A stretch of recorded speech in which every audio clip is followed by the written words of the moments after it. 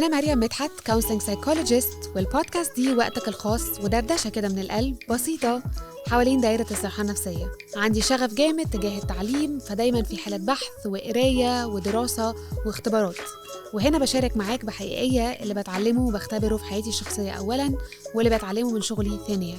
برحب بيكم في دايرة دافية من الوعي الحقيقي والشفاف اللي بخطوات صغيرة وبسيطة بيحدث تغيير.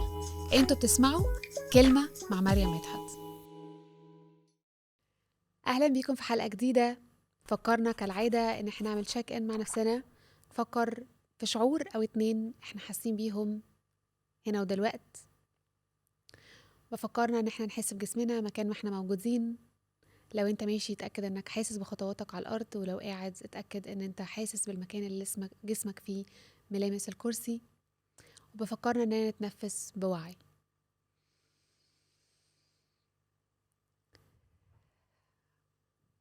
افتكر وانت بتطلع النفس انك تكون حامد على النفس اللي بيدخل ويخرج بسهولة. هنتكلم النهاردة عن الخوف، موضوع خابط كل حد فينا بأشكال مختلفة.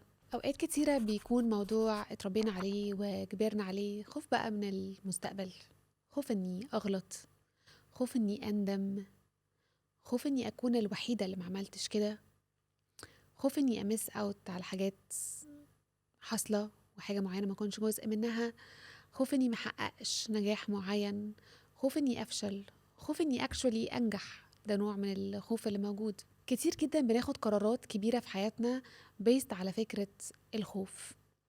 فخلينا ابدأ لكم الموضوع النهاردة بقصة. كان في فترة كانت الكهرباء بتقطع عندي كتير قوي في البيت، علشان في مشروع كبير بيتعمل قصاد المكان اللي انا ساكنة فيه. ففضل كذا يوم ورا بعض الكهرباء تقطع وقت طويل.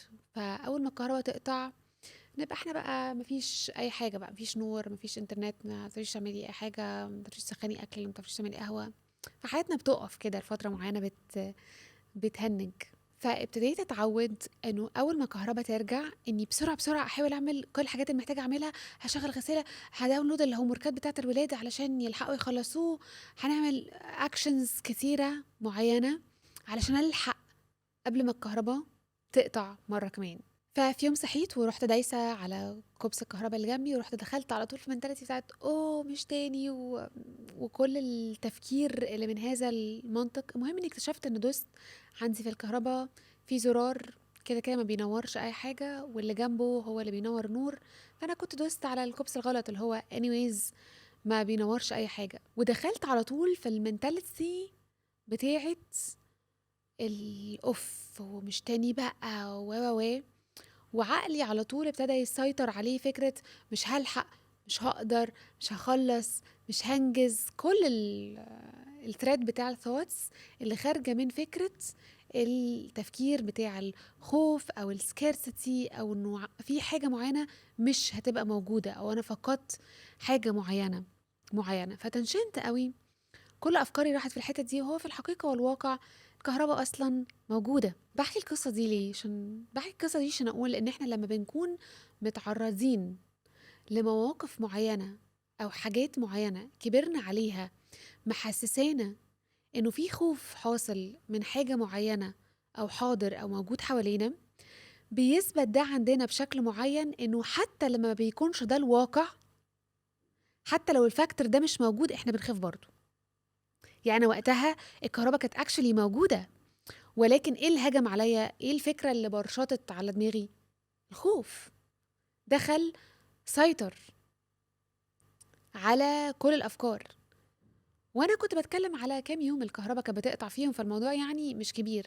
لو خدنا ده بقى ومثلناه على ان طفولتي كانت مليانة بمخاوف، او انه الكالتشر اللي انا عايشة فيه بيخوف من حاجات كثيرة جدا، او اني محطوطة طول الوقت تحت المنظار وتحت التلسكوب ان اوعك تغلطي، او انتي بنت، او ما ينفعش تعملي كده، او اي من المواقف اللي تعرضنا لها من واحنا صغيرين، وعشنا في المواقف دي 1 و2 و10 للحاجات اللي احنا تعرضنا لها growing up، والاختبارات اللي بتغذي عندنا برضو الفكرة بتاعت الخوف.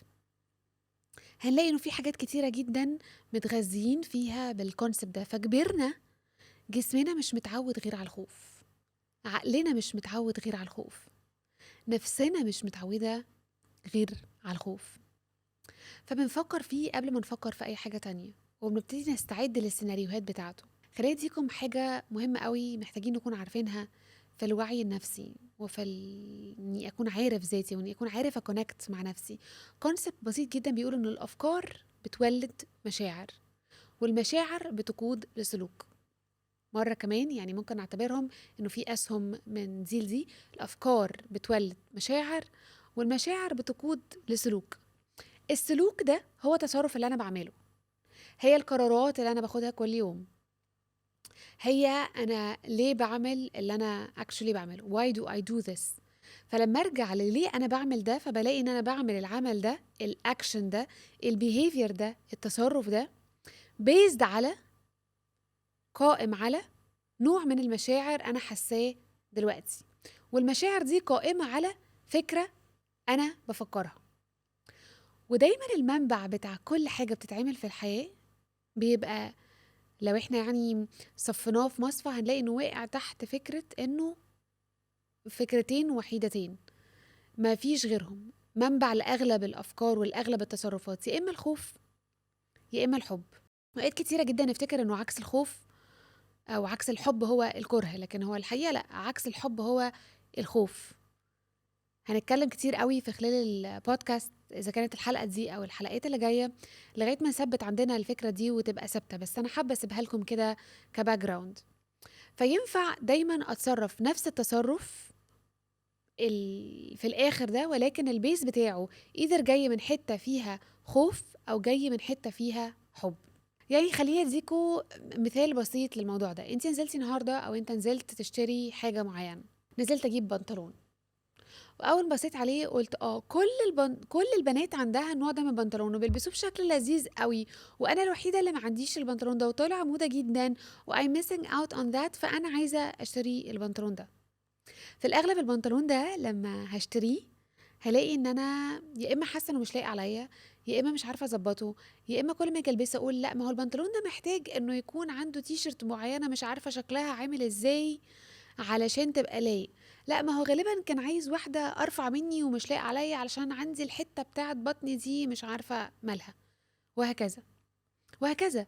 لو انا اشتريت اي حاجه والمنبع بتاعها الاساسي جاي من حته خوف، ان انا مش عايزه ابقى انا الوحيده اللي مش عندي، او ان انا حاسه ان انا فاقده كتير قوي لو انا الموضوع ده مش موجود عندي، او ان انا زعلانه، او هبقى حاسه بالوحده، او هبقى حاسه ان انا مش فيتنج ان، او مش مناسبه للمكان اللي انا موجوده فيه.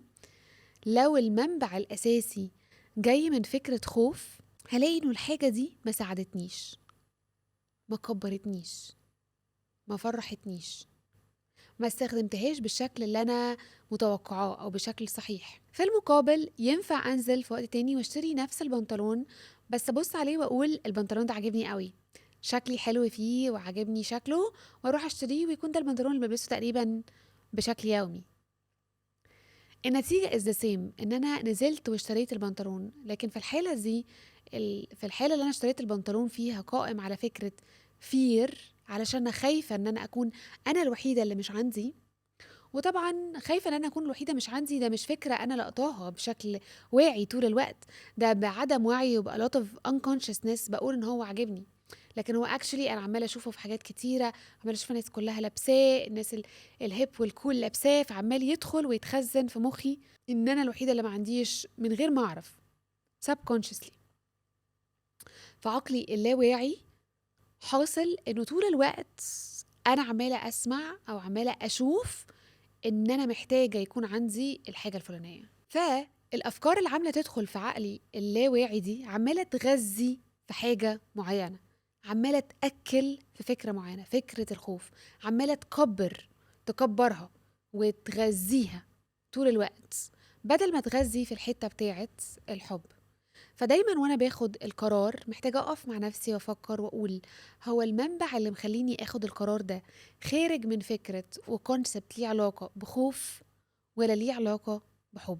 يعني انا بعمل التصرف ده علشان خايفة لو ما عملتوش ابقى judged، يتحكم عليا، يتقال عليا ان انا وحشة، يفتكروا ان انا مش مهتمة، يتقال عليا ان انا مش بساعد الناس او مش بتهتم ان الناس ما تزعلش منها او مش لذيذه او مش خدومه، ولا انا بعمل الموضوع ده عشان انا فعلا حاسه انه دي حاجه ينفع اساعد فيها واحب قوي ان انا اقدم فيها المساعده فبعملها. يعني انا بزور الشخص الفلاني لانه قلقانه انه يتقال عليا ان انا قصرت في واحد اتنين تلاته، ولا انا بزور الشخص ده علشان انا فعلا متضايقه ان هو مريض وعايزه اكون بقضي معاه شويه وقت وعايزه اقدم السيرفيس دي لانه عارفه في المقابل هيطلع ايه. دايما محتاجه افكر في المنبع اللي ورا التصرفات اللي انا بتصرفها. اذا كانت، لو هرجع لحاجه من اتنين، انا هرجع الاقي انه السورس الاساسي هو الخوف، ولا السورس الاساسي ليه علاقه بحب. دي حاجه انا بعملها وانا فعلا متحمسه اعملها او فعلا عايزه اقدم فيها حاجه معينه، ولا دي حاجه انا بعملها علشان قلقانه، خايفه، حاسه بتأنيب الضمير، اللي هي كل الحاجات اللي حوالين دايره الخوف، التأنيب، القلق. هتلام، هحس بالخجل، هحس بالشيم، هحس ان انا مقصره، وزودوا عليها بقى كل باقي الملح والفلفل اللي ليه علاقه بالحته دي. لما بيكون دخل في وعي فكره اني بتصرف اوت اوف خوف، ده بيفيدني جدا لاني بكون عارف في كل تصرف انا بعمله انا النتيجه بتاع التصرف دي واصله شكلها عامل ازاي. يعني انا بشتغل كتير جدا مع امهات لاني مركزه قوي في الحته بتاعه تربيه الاطفال، بقدم فيها كورسات وبقدم فيها ورش عمل كتير. فدايما اقعد اقول للامهات كده، اقول لهم انه لو انا هقعد مع ابني النهارده اعمل حاجه معينه، نلعب مع بعض، نقضي وقت مع بعض، لاني عندي تأنيب ضمير لو ما قعدتش معاه او لو ما اكلتوش الاكله دي، او في الاخر الاكله دي مش تبقى مغذيه بشكل او باخر، القعده دي مش تبقى مشبعه، مش تبقى غنيه بشكل او باخر، لانها اتعملت والسورس اللي طالع منها عشان اكون خلصت، عشان اكون عملت اللي عليا وخلاص. فمشاعري دي وافكاري دي طالعه في تصرفاتي، حتى لو انا قاعد معايا نفس القعده، قاعدين على السجاده مع بعض وبنلعب لعبه معينه، والاطفال بتلمسها بمنتهى السهوله وبتلقطها بمنتهى الشفافيه. لو انا فعلا قاعده هنا علشان عايزه اعمل ده، او انا فعلا قاعده هنا علشان انا خايفه اكون ما بعملش ده، او خايفه اكون مقصره في اني اكون بعمل ده. طب لو انا مش حاسه ان انا عايزه اعمل ده، هل طول الوقت هسيب نفسي ماشيه ورا احساسي؟ لا خالص، مش بقول كده. بس بقول ان احنا نرجع ونفكر، مش بقول كده، بقول ان احنا نرجع ونسال انا ليه حاسه ان انا مش عايزه اقدم ده بحب. هل انا مضغوطه في باقي يومي بشكل معين؟ هل في اكشنز معينه محتاجه اكون بعملها بشكل مختلف في جدولي علشان في التودو ليست بتاعتي بالمهام الاخرى اللي بقوم بيها، علشان يكون عندي نفس اكتر اني اكون بقدم الموضوع ده بحب اكتر او بفاليو اكتر؟ يعني هرجع اسال اسئله، مش بقول انه ده هيجي لنا بشكل طبيعي او بشكل ناتشرال او بشكل سلس انه انا اللي اكون عايزه اقدم ده، ولكن محتاجه اتوقف لو انا لقيت انه كل تصرفاتي بيزد على فكرة خوف أو قلق أو ذنب أو أقول أنا ليه مش عارفة أقدم ده بيزد على حب أكتر. عارفين حتى بمنتهى البساطة الأكلة اللي احنا بنعملها أو البروجكت اللي انت بتعمله علشان خايف من الديدلاين غير اللي انت بتعمله بنفس، كلنا عارفين ده صح؟ لو أنا واقفة النهاردة بعمل حاجة في المطبخ وأنا بعملها بنفس، الموضوع مختلف إن أنا بعمله عشان نرزع طبق على الترابيزة ونكون خلصنا عشان نخلص اليوم. الوضع مختلف تماما، صح؟ متفقين؟ هكذا بقى ده في جميع القرارات، في جميع التصرفات، في كل الأفكار، في كل الحاجات اللي بنعملها في الحياة. دايما لازم أرجع وأشوف المنبع بتاعي شكله عامل إيه، جاي من سورس شكله عامل إيه. طب هقول سؤال بتسأله طول الوقت في الحتة دي، طب ما أنا بعمل يا مريم حاجات كتيرة قوي مش بكون عايزة أعملها، بس بعملها اوت اوف الذوق او العادات او القيم المجتمعيه. يعني انا مش عايزه اكون ذوق مع مع حماتي، مع الشخص الكبير ده في السن، مش بس انا مضطره اعمل كده علشان عيب اني ما اكونش بعمل كده. لا يوجد تعارض ما بين الحاجتين. في حاجات كتيره جدا في الحياه بنضطر نعملها واحنا مش حابين قوي نكون بنعملها، وده طبيعي وطبيعي وموجود وبارت اوف الحياه، والواقعيه بتقول انه ده موجود وهنعمله لاننا مضطرين نعمل فيه الذوق ونختبر فيه العادات والتقاليد المجتمعيه، وده اللي بيطلب مننا كوني عايشه في مجتمع وكوني في جزء من مجموعه، فلازم في بعض الاشياء هكون بعملها واللي انا مختاراها واللي انا واعيه بيها اكون بمتثل امتثل كلمه صعبه شويه، اكون برياكت او بعمل زي ما متوقع مني في حاجات معينه، ولكن اولا بحدود وثانيا بوعي. تاني، اولا بحدود وثانيا بوعي. يعني وانا بعمل ده ومش عايزه اكون بعمله مثلا، فاجي اكتشف، ما اجيش اكتشف بقى بعد 20 30 سنه انا ضيعت عمري في خدمه ناس ما كانوش مهتمين بيا وما كانوش مهتمين بخدمتي او بالسيرس اللي انا بقدمها. فانا ما ينفعش اعمل ده بدون وعي، وما ينفعش اعمل ده بدون حدود. انه المجتمع لو هينفع يشفطني يا جماعه يعني، وياخد كل ما فيا ويدوس عليا في كل الحتت ويمتصني وياخد اقصى ما يمكن اخده مني، طبعا هيعمل كده، لانه ده ديفنتلي في مصلحته، فطبيعي انه يكون بيعمله. فلازم يكون عندي انا، وانا اللي حاطط مع نفسي فكره الحدود للتصرفات اللي انا بعملها وانا مش مقتنع بيها مليون في المية، والوعي بتاع انا بعمل ده وانا مش مبسوط وانا بعمله، فانا لقيتني كده، فانا عارف انه ده تصرف دايس عليا بطرق معينة، ولكني مضطر او مختار اني اكون بعمله لانه بيحقق لي حاجة معينة، او علشان مهم بالنسبة للمجتمع اللي حواليا، او فارق مع حياة الناس اللي حواليا، او لانه ذوقيا مطلوب او لازم يتعمل. ولكن بعمل ده مرة كمان بوعي تجاه الفكرة دي وبحدود تجاه الفكرة دي. اتمنى اكون وضحت النقطه دي، لان دي حته دايما بتسالها لما اجي اتكلم على موضوع الخوف والحب، انه هل همتثل لده ولا لا. مش بحب قوي الامثله الشعبيه، ومش بحس ان هي دايما صح، لكني بحس ان هي كتير قوي بتعبر عن افكار المجتمع. ولكن في مثل شعبي منتشر بيقول اللي يخاف من العفريت يطلع له. انا اعتقد انه المثل ده قريب للحقيقه بشكل عنيف. بمعنى ايه اللي يخاف من العفريت يطلع له؟ بمعنى الحرفي، انه اللي يخاف من العفريت يطلع له، انه اي حاجه انا بخاف منها قوي انا بساعد في حدوثها، انا بساهم في كونها تحصل. يعني عارفين الفكره بتاعت ان انت تفكر في حاجه معينه فانت تحدثها؟ وانا بدرس في الحته بتاعت الكونسلنج والسايكولوجي كنا بنتعلم عن ما نسميه بالنبوءه ذاتيه التحقيق. النبوءه ذاتيه التحقيق زي ما بيوحي الاسم، هي حاجه انا بتنبأها عن نفسي او عن اي حاجه، وذاتيه التحقيق معناها انه ذاتي هي اللي حققتها، انا اللي عملتها بنفسي، انا تنبأتها وذاتي حققتها. خليني اديكم مثل عشان اشرح لكم الموضوع ده وتبقوا فاهمين فكره الخوف لما بيدخل، وفكره اللي احنا بنقوله اللي هو لما يخاف من العفريت يطلع له دي. النبوءه ذاتيه التحقيق دي بتقول ان انا ببدأ بفكره وبصدق الفكره دي، ولما بصدق الفكره دي بتبقى فكره عميقه موجوده جوايا، وتبتدي تتحول من فكره لكلمة بنسميها معتقد، بليف، حاجة أنا مصدقة فيها بشكل عنيف.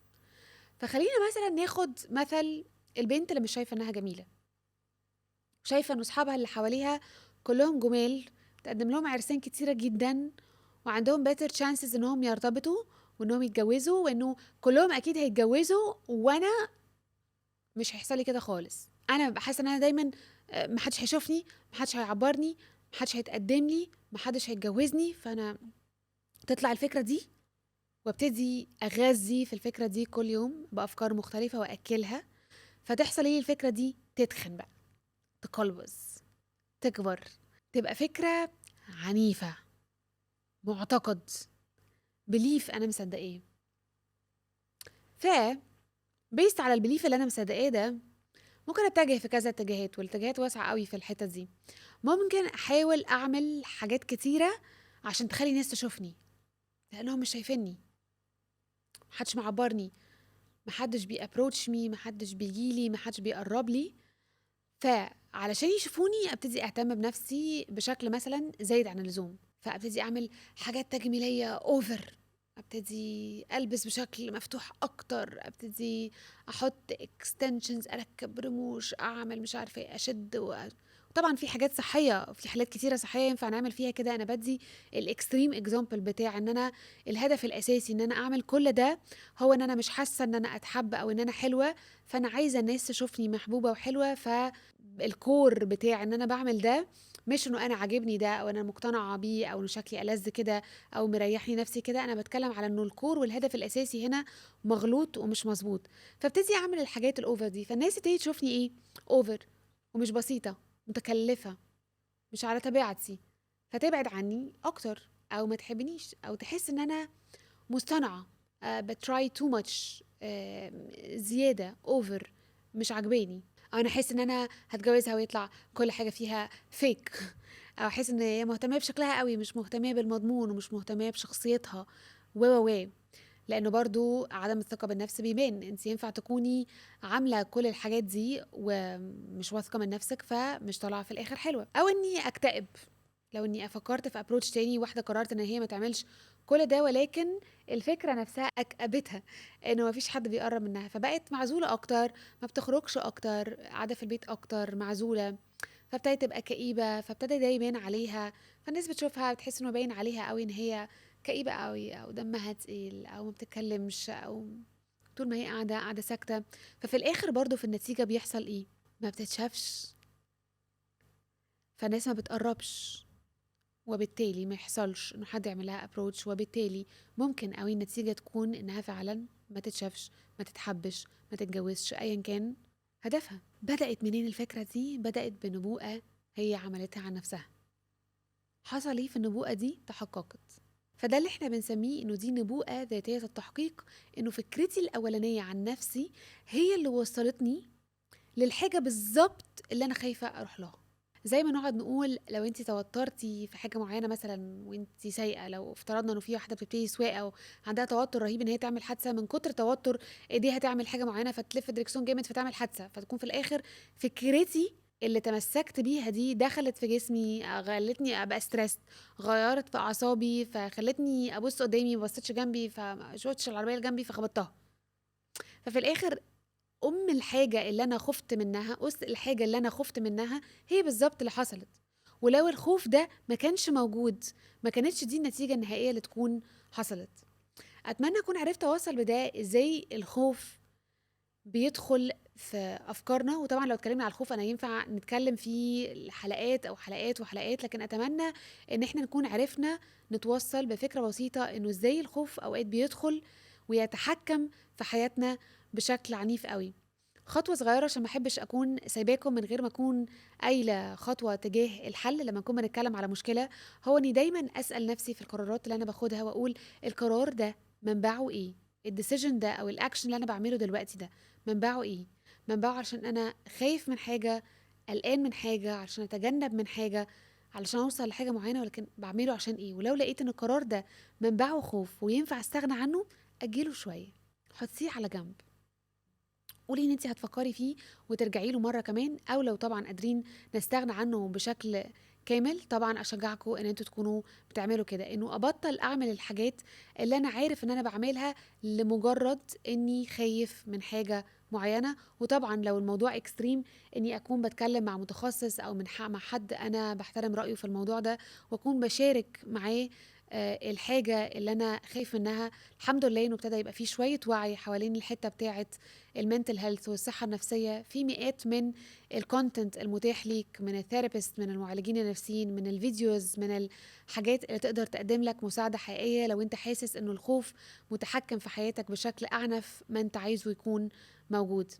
فأسيبكم بفكرة ان انتوا محتاجين تفكروا في أفكاركم وتشوفوا لو الفاكتور الأساسي اللي مخليني أتصرف بشكل معين هو الخوف، فاحنا محتاجين نعمل هنا وقفة وناخد وقت مع نفسنا، نحلل الأفكار اللي خارجة منه، ونقرر قرار بيزد على وعي، إن أنا واعي بليه أنا باخد القرار ده. أشوفكم الحلقة اللي جاية. زي نهاية كل حلقة بننهي كل حلقة بكلمة، وكلمة النهاردة هي اختيار. دايما قدامك اختيار انك تفكر في افكارك، انك تفكر في مشاعرك، وتختار انت هتمشي مع الفكرة اللي زقاك في انهو اتجاه.